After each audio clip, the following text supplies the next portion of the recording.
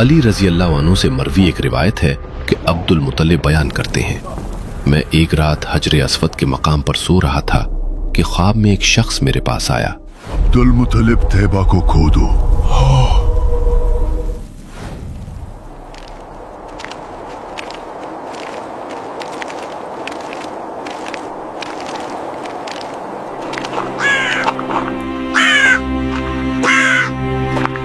یہاں تو واقعی کوا بیٹھا ہے۔ عبد المطلب رک جاؤ، اللہ کی قسم ہم تمہیں یہاں کھدائی نہیں کرنے دیں گے۔ کیا تم ہمارے ان بھوتوں کے پاس گڑھے کھودنا چاہتے ہو؟ میں شیبہ ہوں، میں ہاشم کا بیٹا ہوں، بطحا کا سردار ہوں۔ یہ ہماری بیٹی ہے، اس کو قتل نہ کرو۔ ان خاندانوں میں جب بیٹی پیدا ہوتی تو وہ اسے زندہ رہنے دیتے، یہاں تک کہ وہ بچی 5 یا 6 سال کی ہو جاتی۔ وَإِذَا الْمَوْءُودَةُ سُئِلَتْ بِأَيِّ ذَنبٍ قُتِلَتْ۔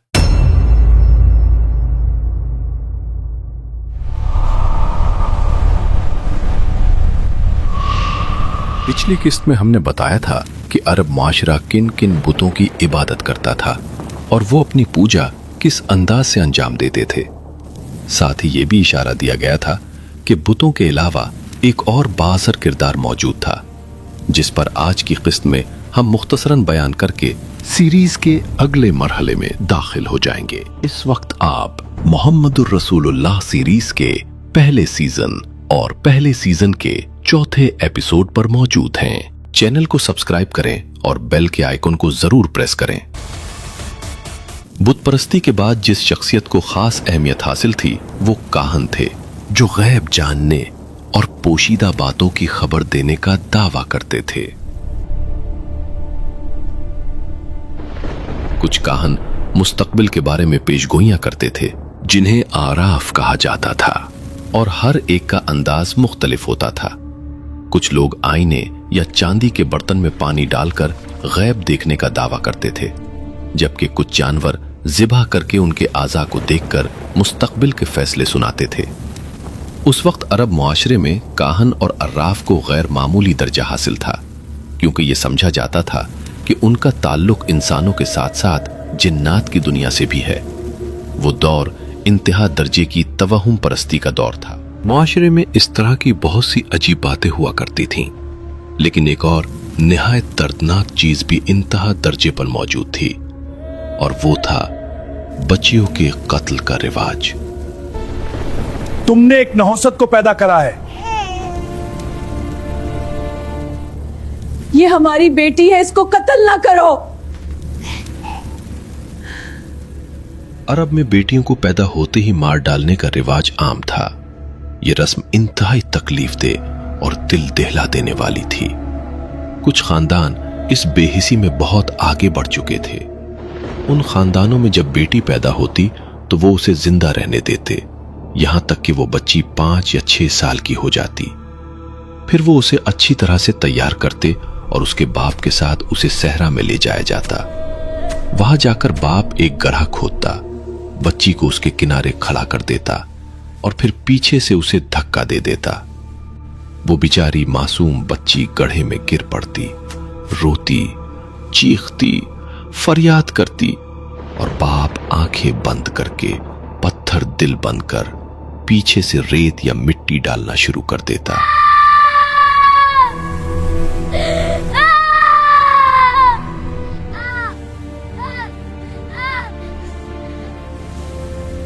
بنو تمیم کا ایک شخص تیس بن عاصم تھا، جس نے اپنی 10 بیٹیوں کو اسی طرح زندہ دفن کیا تھا۔ ایک مرتبہ ابو بکر صدیق رضی اللہ تعالی عنہ نے نبی کریم سے عرض کیا، یا رسول اللہ، میں دیکھ رہا ہوں کہ آپ کے بال سفید ہو گئے ہیں۔ نبی کریم نے فرمایا، اے ابو بکر، سورہ تکویر نے مجھے بوڑھا کر دیا ہے۔ سورہ تکویر ایک بار پڑھ کر دیکھیے کہ اس میں کیا بیان کیا گیا ہے۔ اذا الشمس كورت واذا النجوم انكدرت واذا الجبال سيرت واذا العشار عطلت واذا الوحوش حشرت واذا البحار سجرت واذا النفوس زوجت وإذا الموءودة سئلت بأي ذنب قتلت. سورہ تکویر کا مختصر خلاصہ یہ ہے: جب سورج لپیٹ دیا جائے گا، جب ستارے بے نور ہو جائیں گے، جب پہاڑوں کو حرکت دی جائے گی، وہ تمام کی تمام بچیاں اپنے والدین کی انگلیاں پکڑ کر اللہ کے دربار میں حاضر ہوں گی اور اللہ تعالیٰ سے سوال کریں گی۔ اللہ آج ان سے پوچھے گا، کس جرم کی وجہ سے ہمیں مارا گیا تھا؟ اندازہ کریں کہ عرب معاشرہ نبی کریم کی آمد سے پہلے کس قدر خطرناک حالت میں تھا، اور یہ بھی دیکھیں کہ نبی کریم نے صرف 20 سے 25 سال کے مختصر عرصے میں عرب کو کس طرح بدل کر رکھ دیا۔ اب ہم یہاں سے نبی کریم کے خاندان کے بارے میں گفتگو کرنے جا رہے ہیں۔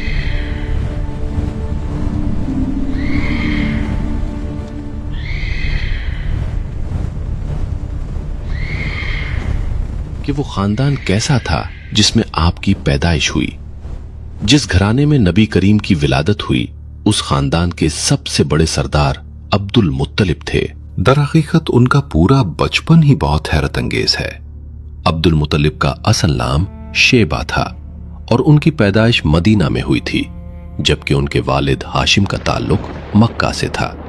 لیکن مکہ میں قریش کے خاندان کو یہ معلوم نہیں تھا کہ ان کا ایک بچہ مدینہ میں مقیم ہے۔ قریش کو یہ کیسے معلوم ہوا کہ ان کا ایک بچہ مدینہ میں موجود ہے؟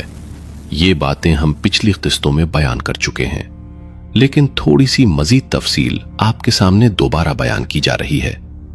ایک دن تہامہ کا ایک آدمی مدینہ سے گزر رہا تھا۔ اس نے کچھ بچوں کو کھیلتے ہوئے دیکھا اور وہ بچے ایک مخصوص نشانے پر تیر چلا رہے تھے۔ جو بچہ نشانے پر تیر لگاتا وہ فخر سے اپنا نام بتاتا اور کہتا، میں فلاں فلاں کا بیٹا ہوں۔ دیکھا تم سب نے؟ میں نے نشانہ لگا لیا، میں شیبہ ہوں، ہاشم کا بیٹا۔ یہ منظر دیکھ کر وہ آدمی رک گیا اور ان بچوں کو کھیلتے ہوئے دیکھتا رہا۔ جب 7 یا 8 سال کے شیبہ کی باری آئی تو اس نے بہت اچھا نشانہ لگایا اور بلند آواز میں کہا، میں شیبہ ہوں، ہاشم کا بیٹا ہوں اور بطحہ کے سردار کا بیٹا ہوں۔ بطحہ سے مراد مکہ کا پورا علاقہ تھا۔ یہ سن کر وہ شخص اچانک چوک گیا اور شیبہ سے پوچھا، تم کس کے بیٹے ہو؟ تمہارے والد کا نام کیا ہے؟ ہم نے دوسرے ایپیسوڈ میں بتایا تھا کہ ہاشم کے بھائی کیسے اپنے بھائی کے بیٹے شیبہ کو مکہ واپس لے کر آئے۔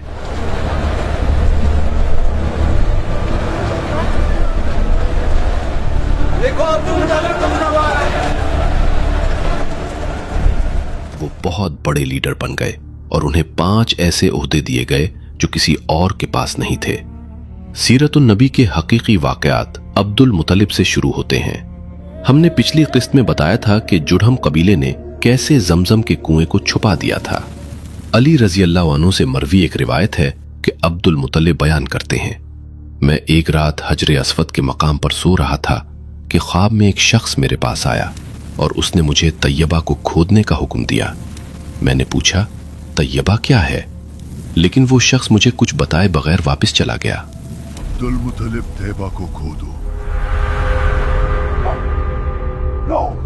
اگلی رات میں نے خواب میں اسی شخص کو دوبارہ دیکھا جس نے ایک بار پھر مجھے وہی حکم دیا، لیکن اس مرتبہ کہا کہ برہ کو کھود دو۔ میں نے پوچھا، برہ کیا ہے؟ برہ کو کھودو۔ برہ کیا ہے؟ لیکن اس بار بھی وہ کوئی جواب دیے بغیر واپس لوٹ گیا۔ تیسری رات وہ دوبارہ میرے خواب میں آیا اور مجھے حکم دیا کہ مدنونہ کا کنواں کھودو۔ میں نے اس سے پھر پوچھا، مدنونہ کیا ہے؟ لیکن اس مرتبہ بھی وہ جواب دیے بغیر واپس لوٹ گیا۔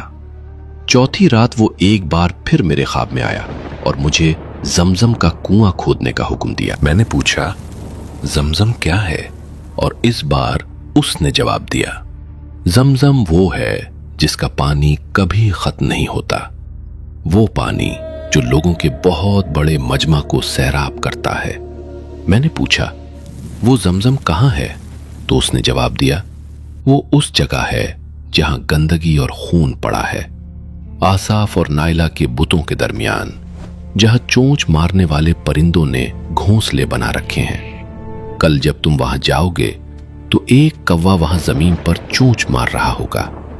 अगले दिन अब्दुल मुत्तलिब अपने बेटे को साथ लेकर उस जगह पहुंचे जहां आसाफ और नायला के बुत खड़े थे।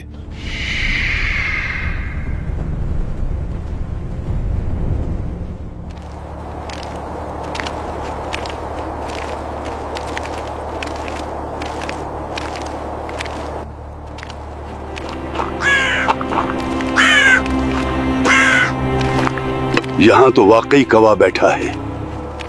और उस जगह की हालत ऐसी थी कि हकीकत में वहां खून और गंदगी मौजूद थी, क्योंकि लोग इन दोनों बुतों के पास कुर्बानियां देते और नजरें चढ़ाते थे। और हकीकत में एक कौवा वहां बैठा जमीन पर चोंच मार रहा था। जब अब्दुल मुत्तलिब ने कौवा समेत ये तमाम निशानियां देख लीं तो उन्होंने खुदाई शुरू कर दी।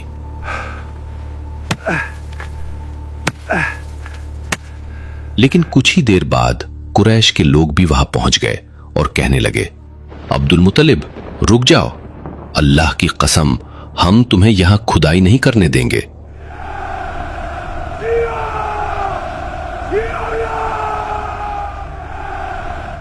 अब्दुल मुत्तलिब रुक जाओ, अल्लाह की कसम हम तुम्हें यहाँ खुदाई नहीं करने देंगे। क्या तुम हमारे इन बूतों के पास गड्ढे खोदना चाहते हो? क्या तुम हमारे इन बुतों के पास गड्ढे खोदना चाहते हो?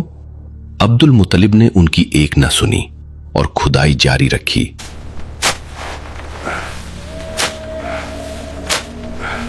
मैं नहीं रुकूंगा, खुदाई जारी रहेगी। और बहुत जल्द वाकई वहां जमजम के कुएं के आसार जाहिर हो गए। तो अब्दुल मुत्तलिब ने बुलंद आवाज से कहा, अल्लाह की कसम ये इस्माइल का जमजम है। अब जब कुरैश ने देखा कि अब्दुल मुत्तलिब को वाकई इस्माइल अलैहिस्सलाम का कुआं यानी जमजम का पानी मिल गया है, तो उन्होंने एक और मसला खड़ा कर दिया और कहा कि ये हमारे मुश्तरका आबाओ अजदाद का कुआं था, हम तुम्हें इसे अकेले इस्तेमाल करने नहीं देंगे, इस पर हमारा भी हक होगा। ये झगड़ा काफी दिनों तक जारी रहा, यहां तक कि अब्दुल मुत्तलिब और कुरैश के दरमियान ये तय पाया कि हम शाम के बुलंद पहाड़ों में एक काहना औरत के पास जाएंगे और वो हमारे झगड़े का फैसला करेगी। चंद ही दिनों में ये दोनों फरीक शाम के पहाड़ों की तरफ रवाना हो गए।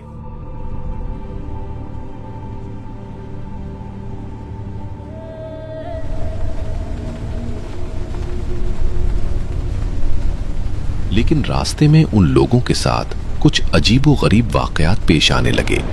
मिसाल के तौर पर एक जगह ऐसा हुआ कि उन लोगों के पास पानी खत्म हो गया और कई दिन तक उन्हें पानी न मिला, यहां तक कि उन्होंने महसूस किया कि अब मौत करीब है।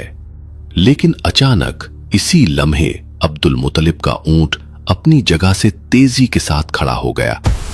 ये क्या ऊंट अचानक क्यों उठ गया? अल्लाह, यहां से पानी निकल रहा है। और उन लोगों ने देखा कि जिस जगह ऊंट बैठा हुआ था वहां से पानी निकलना शुरू हो गया। डरते डरते उन लोगों ने वहां से पानी पिया।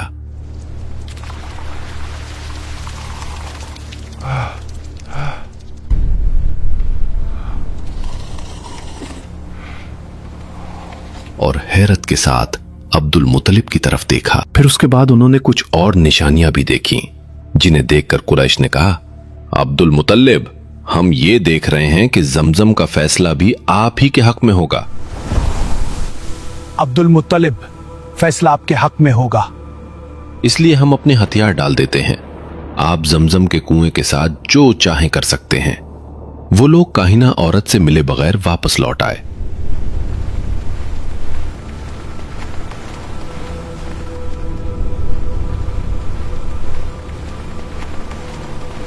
और उसके बाद अब्दुल मुत्तलिब ने दोबारा जमजम के कुएं की खुदाई शुरू कर दी। कुछ दिनों के बाद उन्हें वहां से सोना, चांदी और जिर्रा मिली जो बनु जुरहम के हाथों वहां दफन की गई थीं।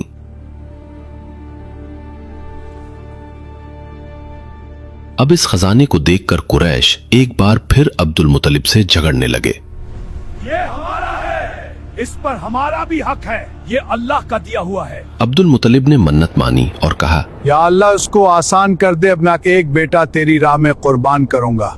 यकीनन कुरैश एक मर्तबा फिर अब्दुल मुतलिब के सामने से हट गए।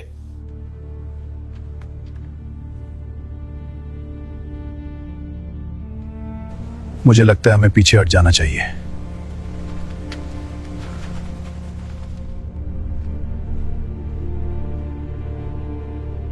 अब्दुल मुतलिब को जमजम के कुएं से जो चीजें मिली वो ये थीं: सोना, चांदी, तलवारें और जिर्रहें। इनमें सोने के 2 हिरन भी थे। इन तलवारों को पिघलाकर अब्दुल मुतलिब ने पहली बार खाना काबा का धाती दरवाजा तैयार करवाया।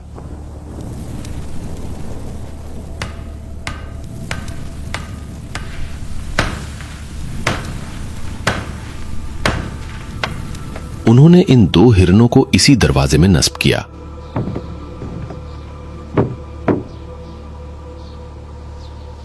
और बाकी चीजों से जो रकम हासिल हुई, इससे हाजियों की मेहमान नवाजी का इंतजाम किया।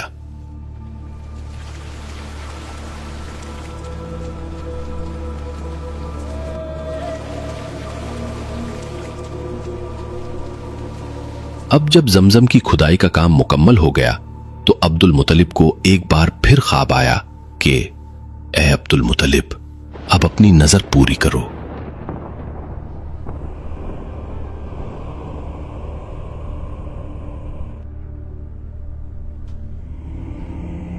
यानी अपने एक बेटे को कुर्बान कर दो।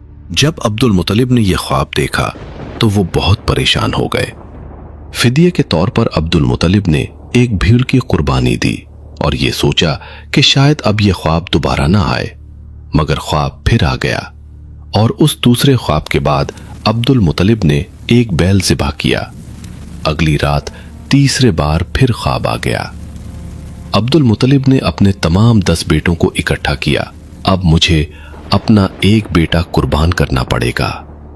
ये सुनकर तमाम बेटों ने अपने सर झुका लिए, क्योंकि जाहिर है कि कोई भी अपने आप को कुर्बान नहीं करना चाहता। इसके बाद यह फैसला हुआ कि तमाम बेटों के नाम निकाले जाएंगे, यानी उन सब के नाम पर्चियों पर लिखे जाएंगे और फिर जिसका नाम कुरान में निकल आएगा वही कुर्बान किया जाएगा।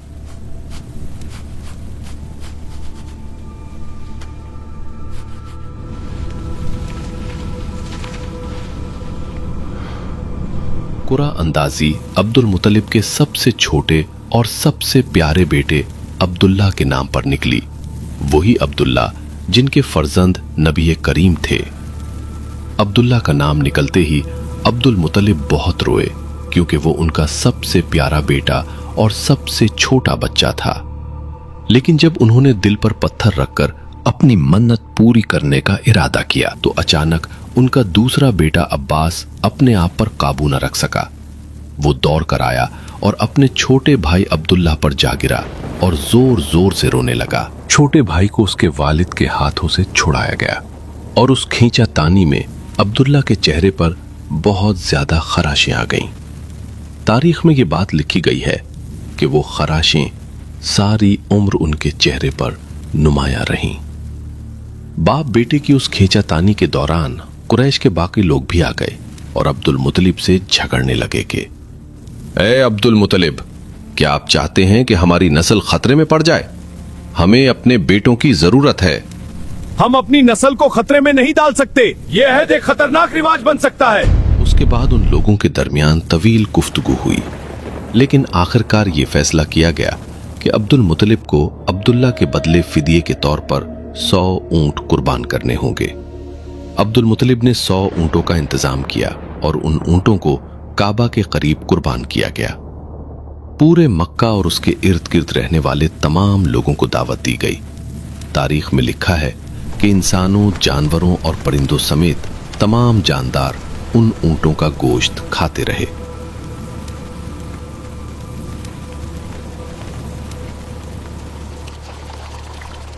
इसीलिए नबी करीम ने फरमाया, मैं 2 कुर्बानियों की औलाद हूं, एक इब्राहिम अलैहिस्सलाम के बेटे इस्माइल अलैहिस्सलाम की कुर्बानी और दूसरी अब्दुल मुतलिब के बेटे अब्दुल्ला की कुर्बानी। अब्दुल मुतलिब जल्द अज जल्द अब्दुल्ला की शादी करना चाहते थे और वो अब्दुल्ला के लिए दुल्हन तलाश करने लगे। इसी दौरान अब्दुल्ला एक जगह से गुजर रहे थे कि वहां एक दूसरे कबीले की औरत बैठी हुई थी। उसने अब्दुल्ला की तरफ देखा, गौर से देखा और उनके चेहरे की रोशनी और चमक को बड़ी शिद्दत से महसूस किया और कहा, ऐ अब्दुल्ला, अगर तुम इसी वक्त मुझसे शादी कर लो तो मैं आज ही तुम्हें वो 100 ऊंट वापस कर दूंगी जो तुम्हारे फिदिये के तौर पर कुर्बान किए गए थे। इतना बड़ा बयान देने वाली औरत का स्टेटस जाहिर है बहुत बड़ा होगा। उस औरत का नाम उम्मे तिताल था और वो वर्का बिन नौफल की बहन थी। एक मर्तबा अब्दुल मुतलिब किसी काम के सिलसिले में यमन गए तो रास्ते में एक यहूदी से मुलाकात हुई जो अब्दुल मुतलिब को गौर से देख रहा था। उसने पूछा, तुम अरब के किस खानदान से हो? अब्दुल मुतलिब ने कहा, मैं कुरैश से हूं। फिर यहूदी ने पूछा, कुरैश का कौन सा कबीला है? अब्दुल मुतलिब ने जवाब दिया, मैं बनु हाशिम से हूं। उसने पूछा, अगर आप मुझे इजाजत दें तो क्या मैं आपका हाथ देख सकता हूं? क्या मैं तुम्हारा हाथ देख लूं? जी हाँ, जरूर। अब्दुल मुतलिब ने इजाजत दे दी। यहूदी काफी देर तक अब्दुल मुतलिब के दाएं हाथ को देखता रहा, फिर दूसरे हाथ को भी गौर से देखा और कहने लगा, अब्दुल मुतलिब, मैं इस बात की गवाही देने को तैयार हूं कि मुझे तुम्हारे एक हाथ में क़यादत के आसार और दूसरे हाथ में नबूवत के आसार नजर आ रहे हैं। ये खुसूसियात तो बनु ज़ोहरा की थीं, तुम्हारे हाथ में ये कैसे आ गईं? अब्दुल मुतलिब ने कहा, मुझे इसका इल्म नहीं, और तुम्हारा इस बारे में क्या ख्याल है? यहूदी ने पूछा, क्या तुम्हारे पास शागा है? अब्दुल मुतलिब ने पूछा, शागा क्या चीज होती है? यहूदी ने कहा, मेरा मतलब है क्या तुम्हारी ज़ौजा है? अब्दुल मुतलिब ने जवाब दिया, नहीं। ये जवाब सुनकर उस यहूदी ने कहा, अच्छा, अब जब तुम मक्का वापस जाओ तो बनु ज़ोहरा में निकाह कर लेना।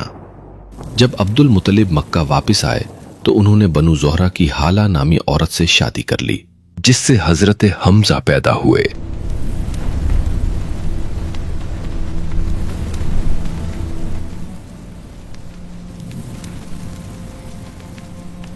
फिर उन्होंने अपने बेटे अब्दुल्ला की शादी बनु ज़ोहरा के सरदार वहाब बिन मनाफ की बेटी आमना बिनते वहाब से कर दी और इसी घर में नबी करीम की विलादत हुई।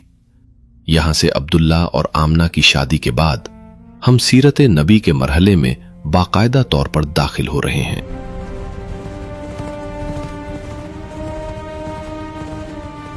नाजरीन, आगे मोहम्मद रसूलुल्लाह सीरीज बहुत ही दिलचस्प मराहिल में दाखिल होने जा रही है।